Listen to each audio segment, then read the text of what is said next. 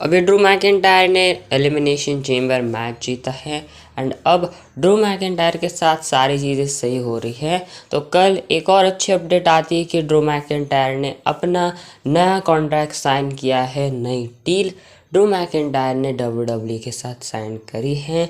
ये बूजर की ओर से अपडेट आती है, लेकिन आज इसकी एक और अपडेट आती है पीडब्ल्यू इंसाइडर वगैरह सोर्सेज से।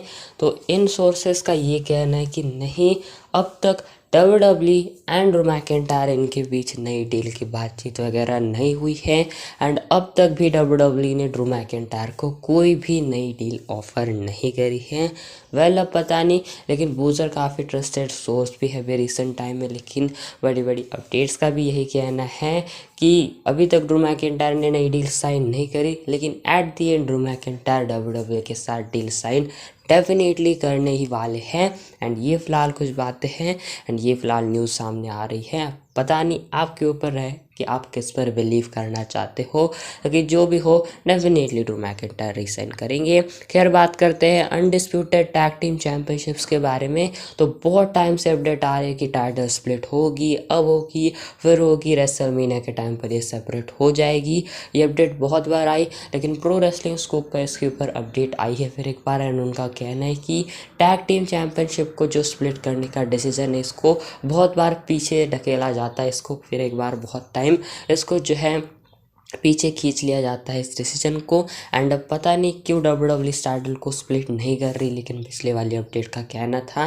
फिर एक बार यही कंफर्म करते हैं कि रेसलमेनिया के टाइम पर ये टाइटल स्प्लिट हो जाएंगे, लेकिन अब पता नहीं डिसीजन बहुत बार पीछे ले रहे हैं ये। एंड अब पता नहीं डब्ल्यूडब्ल्यूई क्या सच में इस टाइटल को स्प्लिट करना भी चाह रही या फिर नहीं, लेकिन देखते क्या चीज़ें होती है। ये फिलहाल कुछ अपडेट है। बात करते हैं हम लोग टामा टोंगा के बारे में। तो ये डब्ल्यूडब्ल्यूई के अंदर आने वाले हैं, क्योंकि बताया जा रहा है अपडेट का ये डब्ल्यूडब्ल्यूई के साथ साइन हो चुके हैं टामा टोंगा, जो कि अदर प्रमोशंस के अंदर थे एनजीपीडब्ल्यू वगैरह में। तो ये अब फिलहाल जो डब्ल्यूडब्ल्यूई के साथ साइन हो चुके हैं, ऐसा फिलहाल कुछ अपडेट्स का कहना है।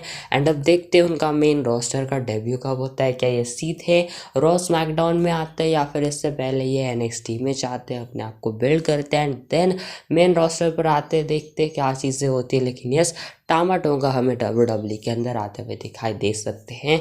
एंड लेट्स सी अब डब्ल्यूडब्ल्यूई के अंदर उनका ऑफिशियली डेब्यू कब हमें दिखाई देता है।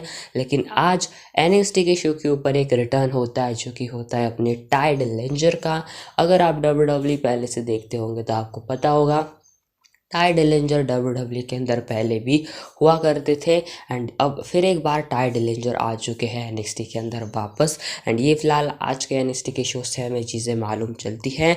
होप उनका फ्यूचर डब्ल्यूडब्ल्यूई के अंदर आने के बाद फिर एक बार अच्छा हो। एंड ये फिलहाल आज उनका रिटर्न हमें एनएक्सटी के शो के ऊपर दिखाई देता है। आगे बढ़ते बात करते हम लोग रोमन रेंस के बारे में। एंड क्या रोमन रेंस अपनी अनडिस्प्यूटेड डब्ल्यूडब्ल्यूई यूनिवर्सल चैंपियनशिप को रिलिंक्विश करने वाले, क्या उसको वैकेंट करने वाले हैं? क्यों? क्योंकि इसका हिंट मिल चुका है। क्या हमें 2K24 के अंदर 2K24 के अंदर जो है मोड होता है इसके अंदर, अगर आप जाकर देखोगे एक बंदे ने जो है ट्विटर पर डाला है एंड यहाँ पर अगर आप देखोगे टूर्नामेंट वगैरह है एंड यहाँ पर रोमन रेस की साइड पर लिखा जा रहा है 1253 दिन रोमन रेस थे अनडिस्प्यूटेड डब्ल्यूडब्ल्यू यूनिवर्सल चैंपियन। लेकिन रोमन रेस ने कुछ कारण अपनी चैंपियनशिप को रिलिंक्विश किया, अपनी टाइटल को वैकेंट किया। तो क्या ये हिंट है? क्या रोमन रेस अपनी चैंपियनशिप को इन फ्यूचर में जाकर वैकेंट करने वाले, रिलिंक्विश करने वाले हैं? वेल पता नहीं, लेकिन ये फिलहाल कुछ इस 2K24 के अंदर चीज़ें हैं। एंड अब क्या डब्ल्यूडब्ल्यू इसको चेंज वगैरह करेगी आने वाले टाइम में, ये भी देखना होगा। लेकिन ये फिलहाल कुछ चीज़ें जो कि 2K24 में है एंड ये बंदे ने शेयर किया है ट्विटर के ऊपर। बाकी अब देखते हैं क्या ये सारी चीज़ें एक गेम के अंदर ही है सिर्फ, या फिर डब्ल्यूडब्ल्यू क्या चीज़ें करती है, क्या ये सच में चीज़ होती है या फिर नहीं। वेल आपको क्या लगता है बताना कमेंट में। एंड फाइनली बात करते हैं Cody Rhodes and the rock के सिचुएशन के बारे में, इनके मैच के बारे में। इससे पहले आपको बता दो कि कोडी रोड्स आने वाले फ्राइडे नाइट स्मैकडाउन में पीडब्ल्यू इंसाइडर भी ये चीज़ें कह रहा है कि आने वाले इस हफ्ते के फ्राइडे नाइट स्मैकडाउन के लिए कोडी रोड्स है, कोडी रोड्स वहाँ के लिए एडवर्टाइज है, ये फिलहाल कुछ बताया जा रहा है। And Roman race and the rock officially आने वाले हैं। पिछले हफ्ते ये चीज़ अनाउंस हो गई थी कि इस हफ्ते Roman race and the rock SmackDown पर आएंगे। इसके बाद वाले एंड फिर उसके बाद वाले स्मैकडाउन में भी द रॉक आने वाले हैं बैक टू बैक 3 स्मैकडाउन्स में। लेकिन इनके बीच क्या चीज़ें होगी, कोडी रोड्स ने चैलेंज तो किया है द रॉक को रेसलमेनिया से पहले 1-on-1 सिंगल्स मैच के लिए। तो इसी के बारे में प्रो रेसलिंग स्कूप बात करता है। उनका ये कहना है कि Cody Rhodes and the rock के बीच अभी के लिए फ़िलहाल मैच नहीं होगा इतने जल्दी, फ्यूचर में जाकर इनका डेफिनेटली WWE मैच करवाने के बारे में सोच रही है। एंड रेसलमेनिया से पहले शायद ही बहुत कम चांसेस है कि इनका हमें मैच दिखाई दे, लेकिन आने वाले डेफिनेटली फ्यूचर के अंदर इनका मैच हमें दिखाई देने वाला है। एंड एडिशनल उन्होंने ये भी बातें कही है कि सारी चीज़ें क्लियर हो सकती है या फिर और एक्स्ट्रा चीज़ें हमें पता चल सकती है, क्योंकि स्मैकडाउन के अंदर काफ़ी कुछ सारी चीज़ें हमें पता चलेगी। एंड स्मैकडाउन के अंदर Roman race and the rock का सेगमेंट तो होने ही वाला है। एंड ऑल्सो कोडी रोड्स भी है एडवर्टाइज, तो देखते हैं कोडी रोड्स डेफिनेटली यहाँ पर मेरे ख्याल से इनको इंटरप्ट करेंगे ही करेंगे। एंड अब जब ये तीनों सामने आएंगे तो डेफिनेटली सारी चीज़ें क्लियर हो जाएगी। ये फिलहाल कुछ अपडेट का कहना है।